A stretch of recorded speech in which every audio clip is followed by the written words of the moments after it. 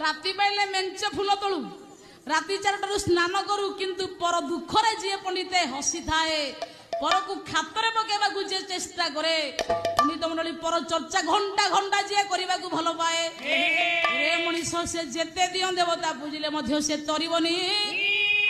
ଆମ ବଡ ବୋଉ, ତମରି ଘର ତ ସବୁ, ଆମରି ଘରେ ଆମ ବଡ ବୋଉ 8-10 ଫଟ ଦିଅ ରଖିଛି। ରାତି 4টাରୁ ଉଠିକି ବୋଝେ ଫୁଲ ତୋଳିବ, ଫଟ ଦିଅ ପୂଜା କରିବ, 5-7 ଏକାଠି ମେଳ ହେଇକି ଖାଲି ପରର ଚୁଙ୍ଗୁଲି ସଦାବେଳେ। ମୁଁ ଆମ ବଡ ବୋଉକୁ ପଚାରିଲି, କହିଲେ ବଡ ବୋଉ ସବୁଦିନ ତ ଦିଅ ପୂଜା କରୁଛି, ତୋର କାହିଁ ଗୋଦରା ଗୋଡ ହେଇକି ଆଳୁ ଫଳୁଛି କହିଲୁ? ସେଇଥିପାଇଁ ପଣ୍ଡିତ ଠାକୁର ଅଭିରାମ ପରମହଂସ କହିଲେ, ମଣିଷରେ ପରଚର୍ଚ୍ଚାକୁ ବେଶୀ ମୁଣ୍ଡ ପୁରାନି, ଭାବ ବିନୋଦିଆ ଠାକୁର ଭକ୍ତଙ୍କ ସମ୍ପତ୍ତି।